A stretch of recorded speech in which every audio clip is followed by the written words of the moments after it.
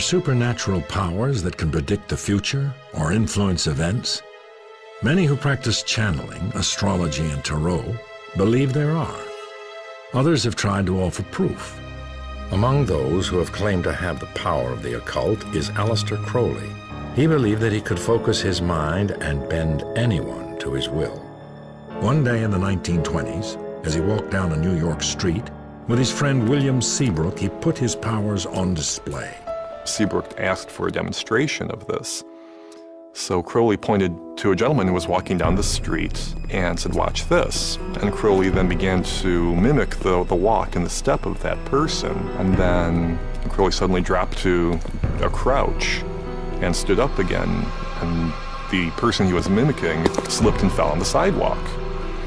And then got up and looked for a banana peel or whatever and couldn't figure it out. And that was Crowley's demonstration of one of his newfound magical powers.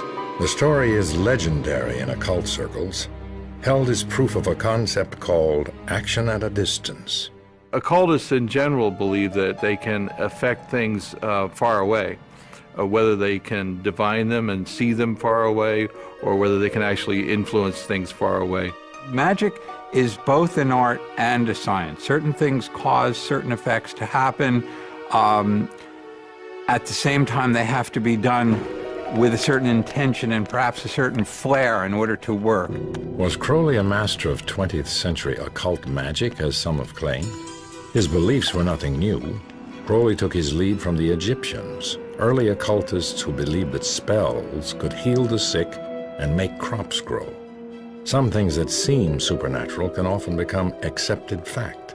Sir Isaac Newton believed that an invisible force called gravity that held planets in orbit around the sun created action at a distance. Newton hesitated to share his groundbreaking theory of gravity for fear that it would be branded as magic.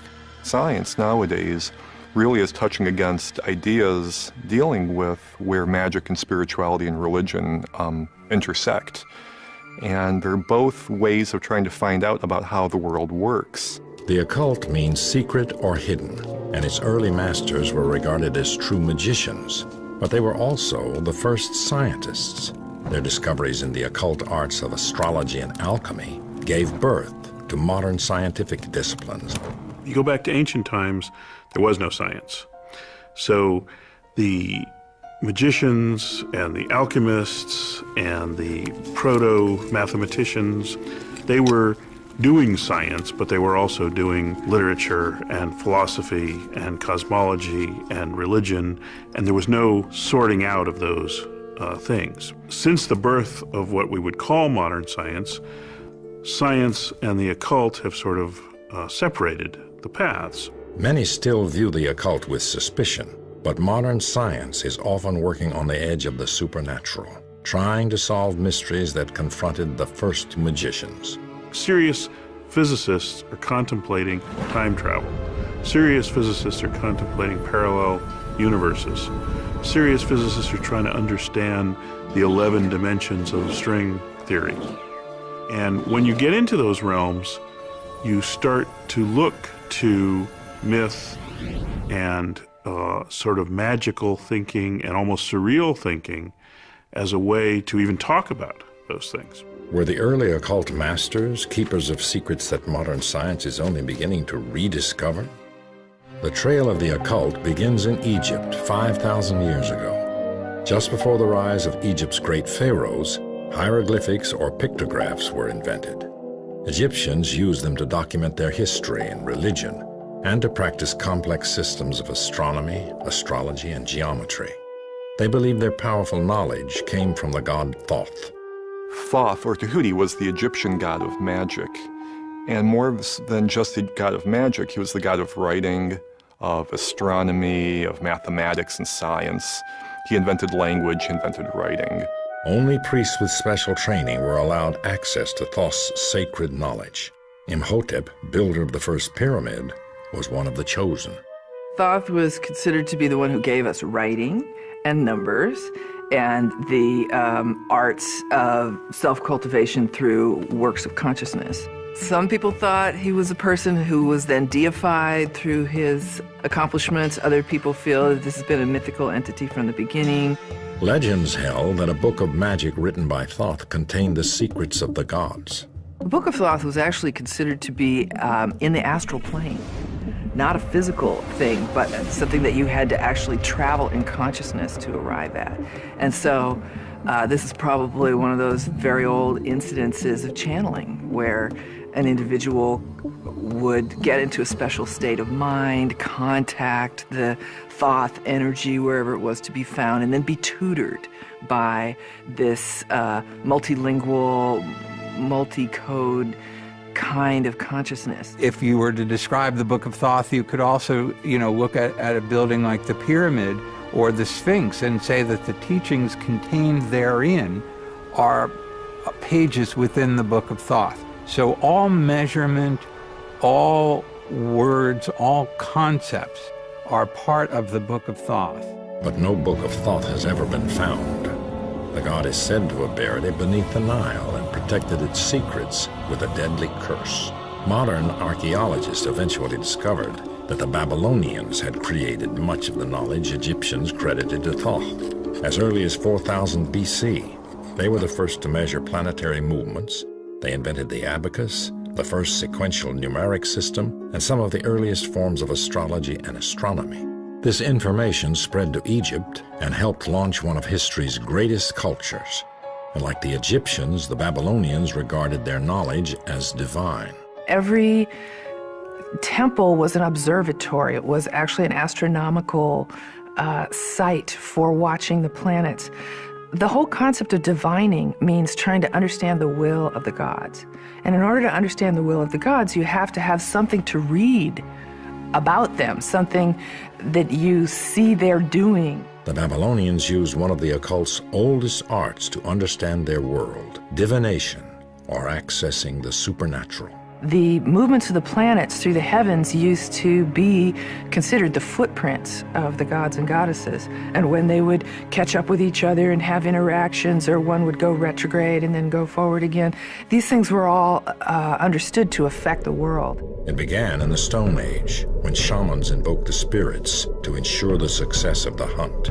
Certain people who were distinguishable by early man as having sort of mystical experiences, and these would be the religious representatives of the clan. These people would have been communicating in ways of imagination to kind of talk to the gods or talk to the spirits or affect certain things that would happen. In Egypt, divination developed into a sophisticated system of rituals and ceremonies designed to contact the gods who ruled their world.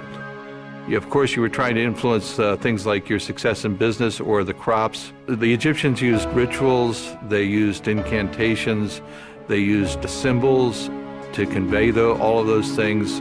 The pharaoh himself was the head of their religion, so that he was probably the chief practitioner of both their religion and their magic. Much of what is called ceremonial magic, the casting of spells, the use of magic words and incantations, came from the Egyptians. When Phoenician traders spread this knowledge throughout the Mediterranean world, magic became practical. They codified an alphabet that would line up the sounds of speech, the number canon, and the zodiacal signs, planets, and features in the heavens, so that you could, with this alphabet, spell sacred words. You could also count and figure and calculate, and you could also do astronomy. The sacred origins of these disciplines were gradually forgotten. In 1212 BC, Ramses II, the last great pharaoh of Egypt, died. Invading armies conquered the land of the Nile. Its occult secrets were lost, but not forever. After the decline of Egypt's extraordinary culture, another civilization rose, Greece in the 6th century BC. It was aided by one of the most probing minds in history, Pythagoras. Our alphabet, the buildings that surround us, even the music we hear, owes a debt to this brilliant philosopher. In his pursuit of wisdom, Pythagoras traveled broadly, searching for lost occult knowledge. He found it in the mystery schools scattered throughout many different cultures. Pythagoras synthesized the elements of these teachings into a new discipline, philosophy. Its foundation, numbers. He believed that mathematics and philosophy and an understanding of the divine all went together. We can't say he originated anything, but he condensed and boiled down the knowledge of the world and then brought it to a practical application. Pythagoras identified numbers as the most fundamental elements of creation. As we look at science in this day and age, we're finding that the whole world is filled with these mathematical constants. You've got pi, you've got the speed of light, you've got the force of gravitation. So the idea that numbers describe the world seems to be the case. In 518 BC, Pythagoras opened a school in the Croton region of southern Italy. His carefully selected disciples were called mathematicoi. Their initiation was rigorous. 3 introductory years, followed by 5 years of absolute silence, then 5 more of training. Only then were students ready to learn the most sacred mysteries of numbers. He wanted to produce philosophers like himself, so you had to be very circumspect, you had to be very self-controlled to be able to even be in his school. Pythagoras turned the numbering system of the Babylonians into a sacred science. They believed that number was like God. And to connect with this was to be talking to God. And so from that arises a whole lot of symbolism that later becomes numerology, Kabbalah, things like that. Pythagoras discovered that the mystery schools shared the belief that all of creation was at one with God. He did a huge amount of explaining sacred mathematics by showing how the 1 splits and becomes 2, the 2 finds a synthesis and becomes 3, the 3 breaks open and becomes the 10,000 things. And that same story you read in the I Ching, you read in other metaphysical ancient documents, because everybody was trying to understand, how do we get number out of all? Many credit Pythagoras and his school with the development of numerology and the efficient Greek alphabet eventually adopted by much of Western culture. Pythagoras also applied numbers to decode music, which Greeks regarded as the language of the gods. He invented the monochord, which defined the numerical ratios of the musical scale. Pythagoras believed he had solved the mysteries of the universe. But there was also this idea that there was a music of the spheres, that the heavens itself was playing a sort of orchestral piece. The planets themselves stack up around the sun at harmonic intervals. White light breaks out into color at harmonic intervals. Sound is also harmonically, the harmonic sequence that comes out of any given note, those nodes of overtones are all governed by the same mathematics. So it was Pythagoras who articulated harmonic math to the West. Ultimately, the exclusivity of Pythagoras' school caused its downfall. In 508 BC, the school was burned to the ground. There was a point at which his schools were attacked and destroyed and some of his followers killed. Pythagoras himself left and went off into the countryside and died, and no one really knows what happened. Some people think that he committed suicide, but it's a mystery. No one's really sure. The society was hounded into extinction. Generations of later Greeks built upon Pythagoras' philosophy, and Aristotle turned it into science. But then came Christianity, and for the next 1,000 years, religion cast a long shadow over science and the occult. During the first 15 centuries of Christianity, occult knowledge was driven underground. When the Judeo-Christian consolidation of Western spirituality became the enforced model, magic was really moved way off to the sidelines and became a dark and forbidden subject. Priests were the intermediaries between people and the divine. Christianity also wielded unparalleled political influence. The church had developed a hierarchy. It had developed the idea that the Pope took his word from God and then passed that down to the rest. And the church had also cemented itself with certain monarchs. The church closely guarded its exclusive access to divine authority. Like every other in-crowd group, if everybody can do it, then you can't claim that your guys are, special. For centuries, Western Europe lived largely under church control. In the Middle Ages, magic became a rebellious act perpetrated almost as an anti-Christian or an anti-authoritarian type of behavior.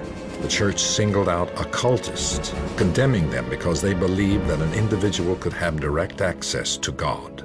They took the whole concept of church hierarchy, priests, the church itself, as a place of worship and said, no, you don't need any of this stuff. What you need is to work on discovering within yourself that divine spark.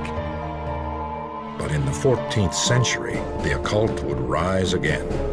Ironically, the church's holy war, the Crusades, was in part responsible. Monasteries to the east on the border of the Muslim world had preserved many of the ancient Greek and occult texts, studying them as curiosities. Returning crusaders brought a number of these documents back to Europe with them. This learning started to trickle back, and little things were found in monasteries, a bit of scripture here, a bit of text there. And so the rumors were around that there had been greater learning in the past. This rediscovery fueled an extraordinary rebirth of culture. Well, this was the point people began to realize, oh, there was wisdom amongst the ancients. You have a new reverence for Egyptian and Greek and Roman and Hebraic tradition, because people are looking for really empowering knowledge and looking to understand the secrets of the ancients. Art and science swept through Western Europe in the 1400s as it ushered in the Renaissance. Leading the movement into new ways of looking at old knowledge was the German physician Paracelsus. Born in Germany in 1493, Paracelsus trained in traditional medicine but also studied alchemy. Ultimately, forced out of school for challenging the status quo, he embarked on a nomadic life supporting himself with astrology readings. In his far-flung travels, he sought knowledge from any source he could find. Paracelsus went around Europe and talked to barbers, talked to witches, talked to midwives, talked to, the village healer, and gathered together from everywhere what worked. And this was his huge final stance, is I use what works. He rejected outworn theories, ventured beyond accepted boundaries. His pioneering experiments with minerals and chemicals laid the foundation for modern medicine. It was just the beginning of a scientific revolution. The next century would herald the discovery of an occult text that went against more than tradition. It was a threat to the power of the church.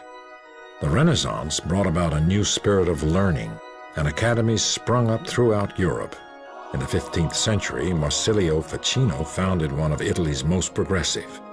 With the support of his patron, Cosimo Medici, Ficino acquired and translated a collection of documents reputedly authored by a mysterious Egyptian magician named Hermes Trismegistus. An emissary from the Orthodox Church brought a cache of documents, and Ficino found, I think it was 12.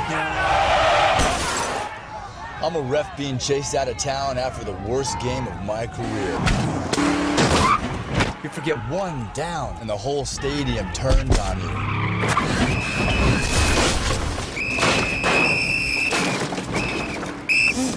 And if you have cut rate insurance, it may not pay for all this. So get Allstate. You can save money and be better protected from mayhem, like me. Shop less, get more. Make one call to an Allstate agent. Supposedly written by Hermes.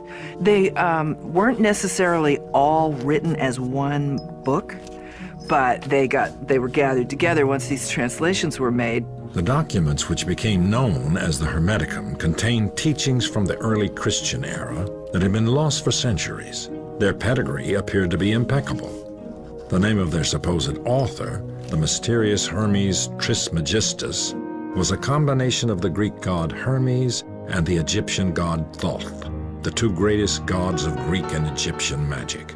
There was occultism in there. There were esoteric doctrines. There was alchemy. There was magic. There was astrology.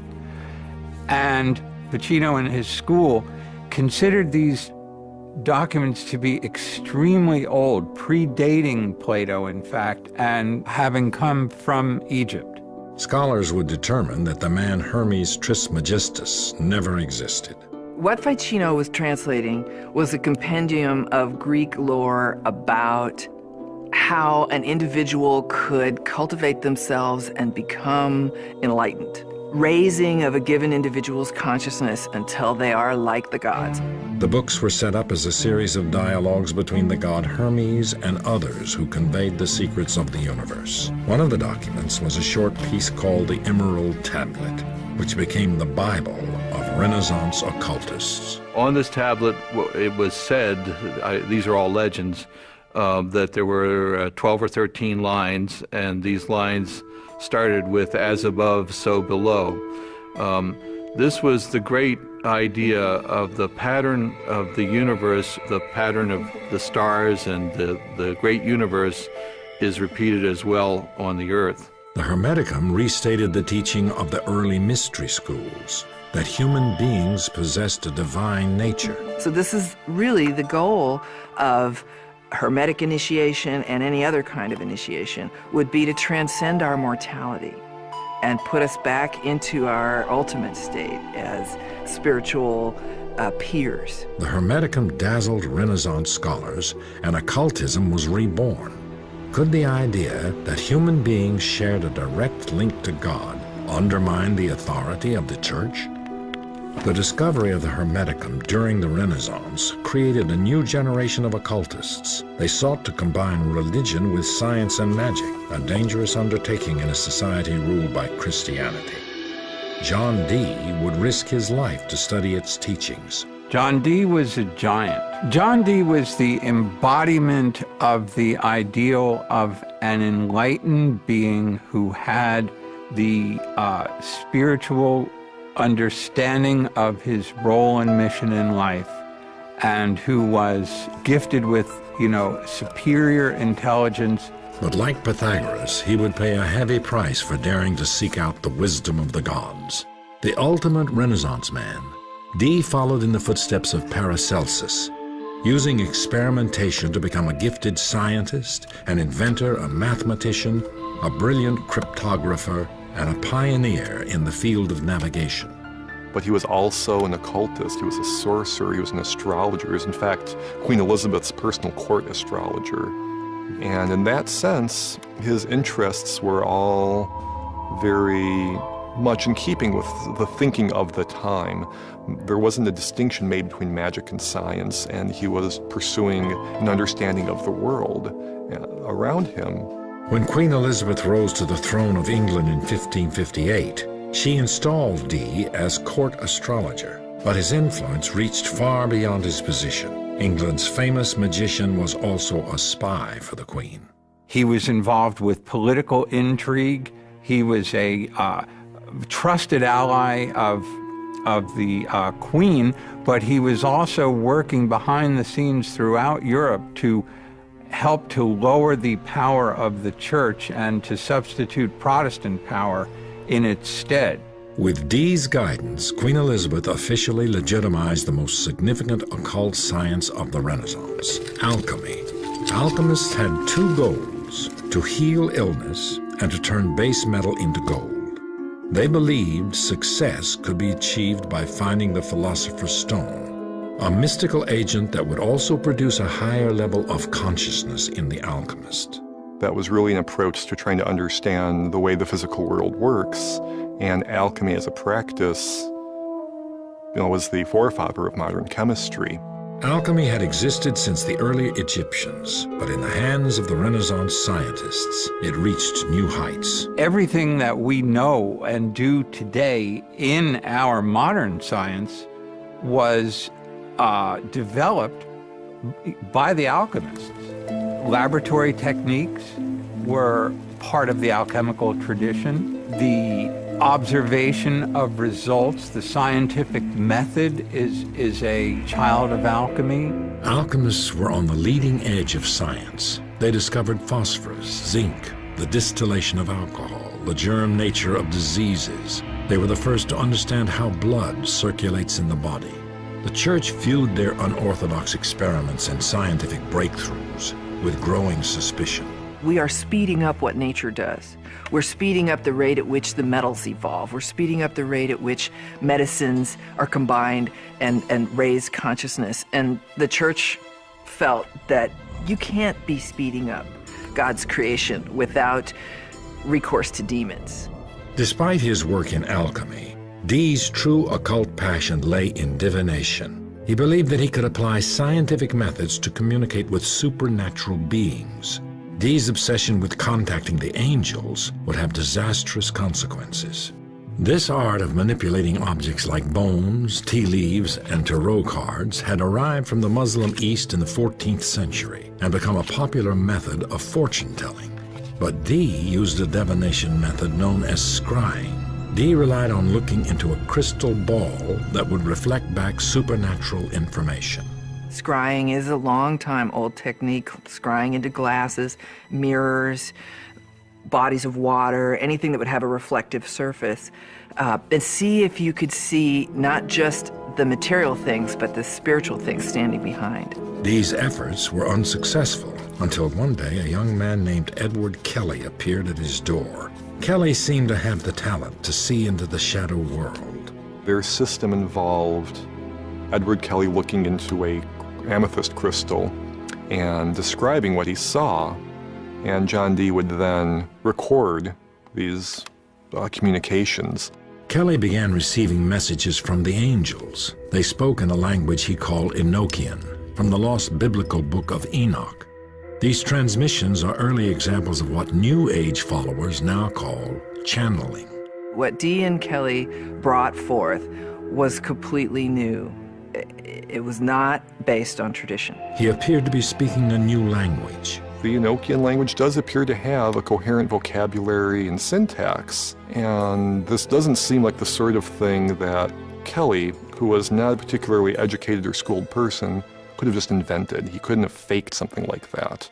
John Dee and Kelly embarked on a tour of Europe to share their discoveries, just as the Inquisition launched another crackdown against heretics. All you needed was a slight change in political or religious circumstance, and something that was considered exceptionally wonderful would then be considered demonic and scary. Dee returned home to England to find that a mob had destroyed his irreplaceable library and scientific and occult instruments. Dee had fallen out of favor with the court. The man who began as a leading scientist of the Renaissance ended his life penniless, branded as a sorcerer. Dee's main legacy was not to science, it is to magic. And it's because of those who have come after, who have seized upon what he created and made it into a new worldview, whether it's consciousness arts or ceremonial magic or divination, could take place inside these new parameters that they set up. John Dee's fall was the beginning of the occult's end. The practices were reviled by the church as the work of demonic possession. From the 14th through the 16th century, more than 40,000 people would be executed for witchcraft. Occult ideas became embedded in the traditions of secret societies, such as the Freemasons and the Rosicrucians. They were tending to do them passed on among secret brotherhoods and organizations because these are very powerful and dangerous ideas, dangerous to status quo, dangerous to institutionalized religion. So there's an element of underground secrecy associated with some of these themes. These havens of safety began to flourish across Europe. Secret societies were instrumental in the new age of enlightenment that swept through Europe in the 1700s and even helped in the founding of American democracy. Participation in these organizations had fallen dramatically by the mid-1800s as they became more civic-minded and less interested in the occult. So what would cause a resurgence in the occult? In rural New York, two unlikely sisters would inspire a national obsession with the occult. Magic would once again capture imaginations. On March 31st, 1848, Sisters Leah and Margaret Fox publicly declared that they had contacted spirits from beyond the grave. An American fascination for communicating with the dead occurred almost overnight. The Fox sisters used a technique called a seance, which quickly became one of America's most popular pastimes. People gathered in a darkened room while a medium tried to make contact with the spirit world. There would be tambourines and other bells that would sound, and the medium would actually be able to exude, ectoplasm from their nostrils or their mouth, and it was this sort of spiritual substance that allowed the spirits of the dead to manifest and appear. And in other cases, the medium would simply become a conduit or a channel through which. I'm a ref being chased out of town after the worst game of my career. You forget one down, and the whole stadium turns on you.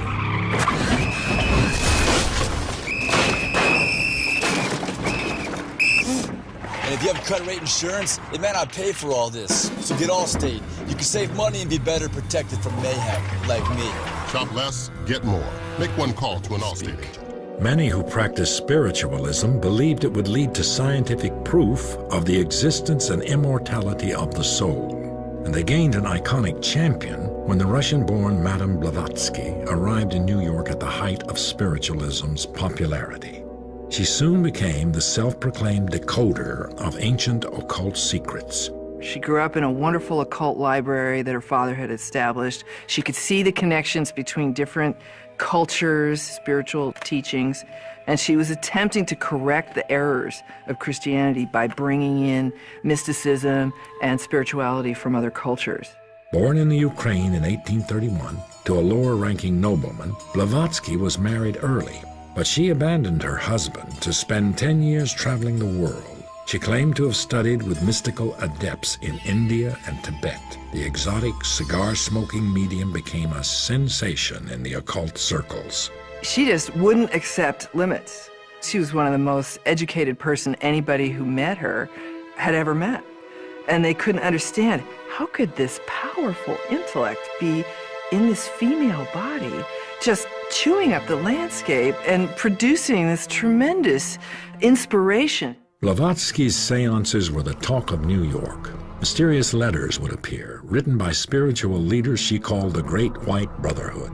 Blavatsky was not above taking advantage of the popularity of seances to push her own cause, and she used these seances to very spectacular effect to materialize letters written by these ascended masters as instructions being passed down to her. The Brotherhood dictated to her the books that became the foundation of a new science of mysticism, Theosophy. Blavatsky wrote essentially two gigantic collections, Isis Unveiled and The Secret Doctrine, which purported to be the teachings, the secret teachings of this kind of Eastern brotherhood, the mystery schools of initiation. And she totally altered the spiritual landscape of Western civilization by introducing those concepts. She was very much a pioneer in bringing ideas of Eastern esotericism into the West. She focused on the similarities between Christianity and Hinduism and Buddhism and other spiritual traditions, arguing that there is in fact a tradition that underlies all spiritual faiths in the world. Blavatsky regarded her work as spiritual science and made connections between recent scientific advancements and occult beliefs. Blavatsky promoted the ancient Eastern mystical view that the essential nature of the world was not matter, but energy, which foreshadowed the discoveries of modern physics. Blavatsky also revived the Eastern beliefs in reincarnation and karma. Quickly acquiring a cult following, she launched the Theosophy Society. The term Theosophy, which Blavatsky coined, really comes from two words. They're of Greek origin. One is theos, which means God, and Sophia, which means wisdom. So the Theosophical Society was teaching divine or sacred wisdom. The Theosophical Society spread internationally and still exists in many countries. Blavatsky was hailed by her followers as the mother of the New Age. But for all of Blavatsky's charisma, she soon fell victim to her own success.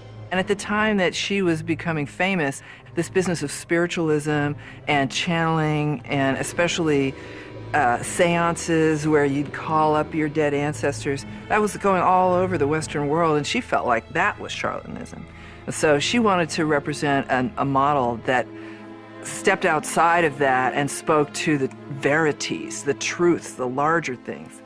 But unfortunately, in the end, she got reduced down to the very thing she was trying to fight.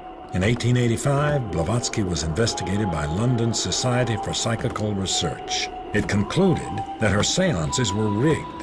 Writings didn't magically come from beyond the grave.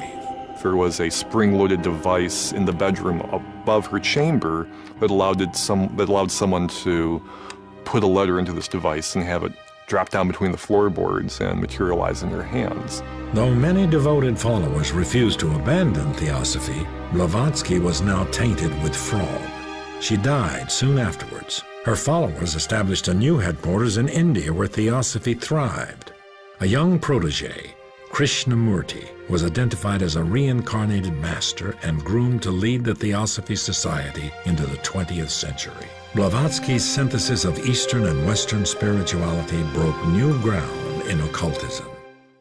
A man described by newspapers as the most wickedest man alive claimed he had penetrated even deeper into mysteries.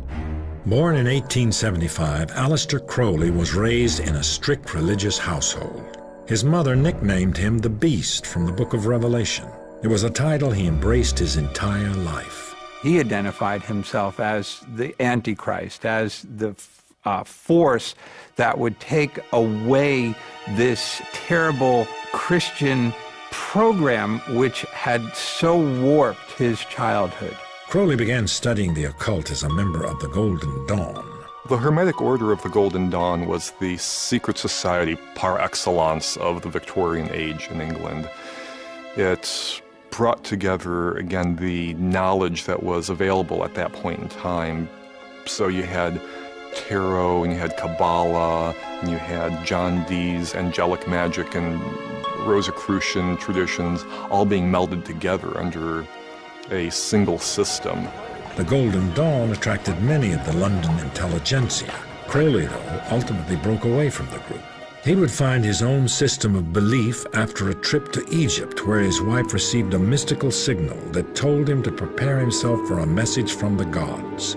Heeding the call, he began spontaneously writing a book he called the Book of the Law. This book announces a new law for mankind. And in fact, it tells us that we are very emboldened and brightened spiritual entity, that in fact, we are as the gods.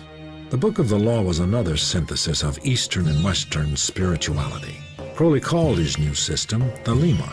It incorporated principles of magic that he said he had learned from ancient Egyptian and other occult sources.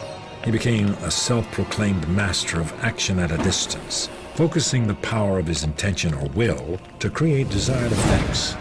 Aleister Crowley defined magic as the art and science of causing change to occur in conformity with the will.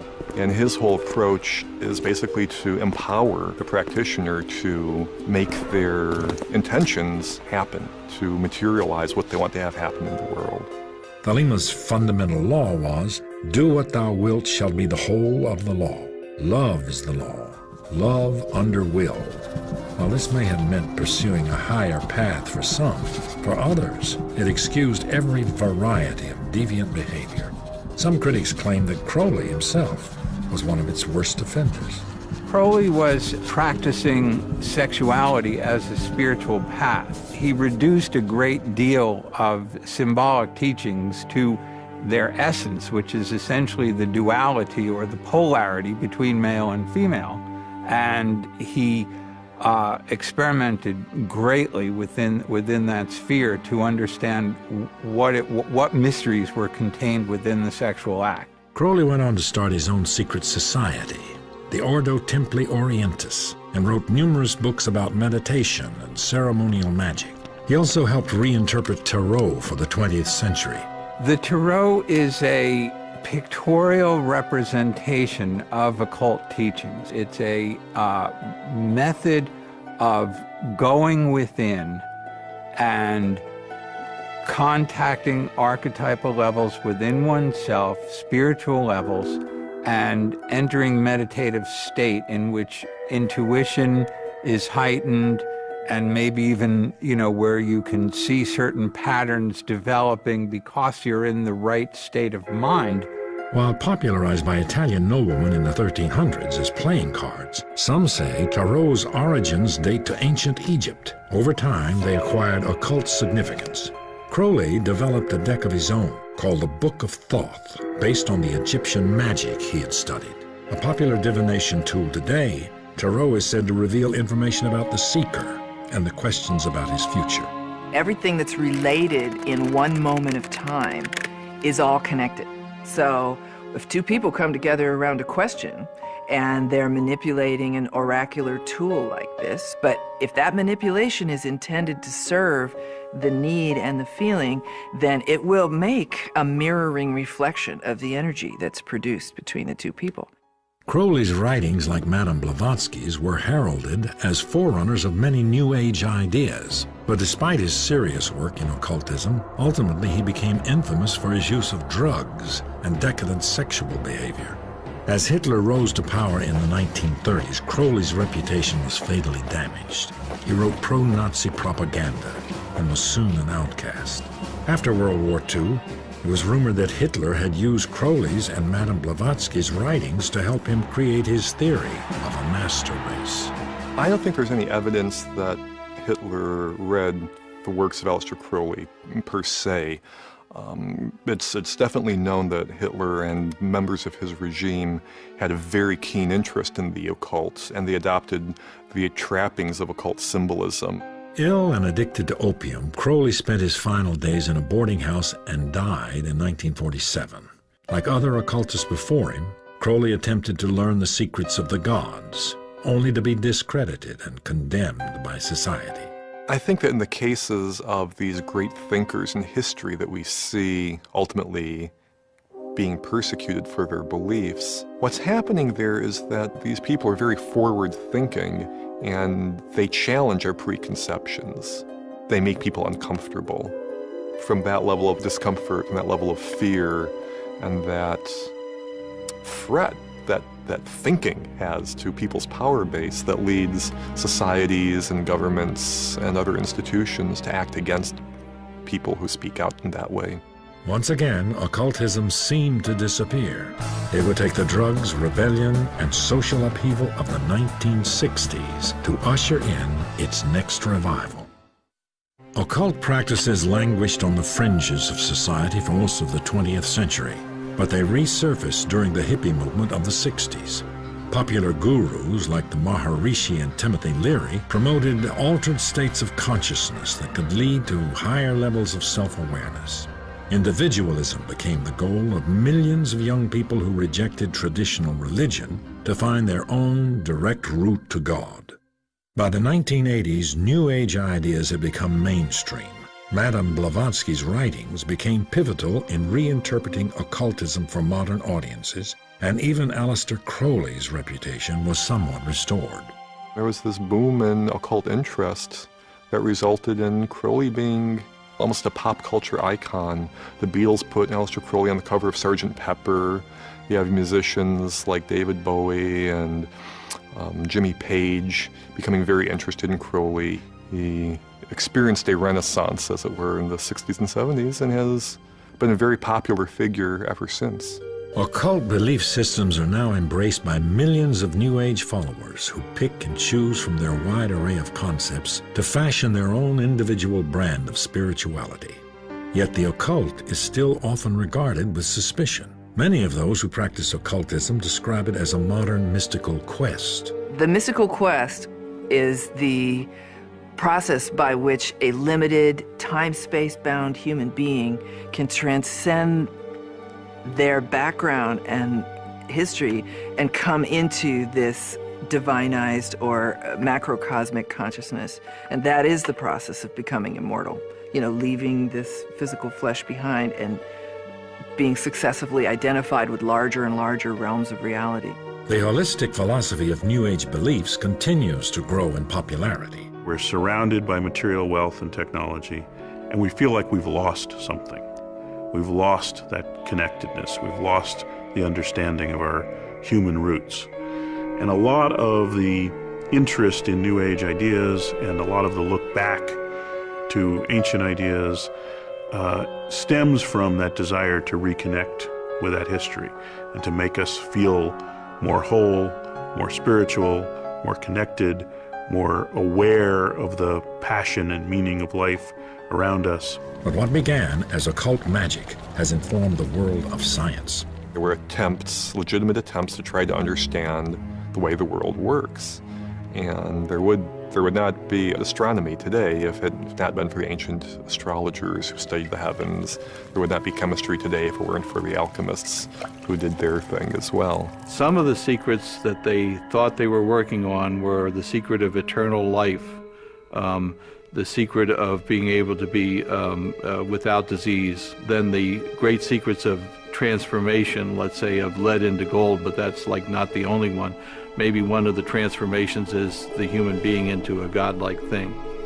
And it's a wonderful thing that now we come around to particle physics and people thinking that life is pure energy, and that maybe there is a connection between those ideas, that maybe the power to become godlike is in the ability to transform yourself. Medicine and science have benefited from the input of occultism. And in the future, what we think of as magic may play a role in even greater discoveries. In our push to science, we're a culture of specialists, very focused on particular areas. So I think some of that holistic nature from the past is necessary to make the breakthroughs that we are currently not able to make in science. Beliefs can blind us, whether they're religious beliefs or scientific beliefs. And the great thing about these occult sorts of experiments is that they keep us open to possibility. Despite the progress made by science, the modern world is still full of mysteries that may never be solved. It's the unknowable. It's the mystery. And that mystery is the center of the spiritual quest. But it's also the center of the scientific quest and the artistic quest. That is what we're here on Earth to do, is seek after that mystery. Like the first occultists, modern scientists will continue to search for ways to divine the mysteries of our world and the forces that have created them.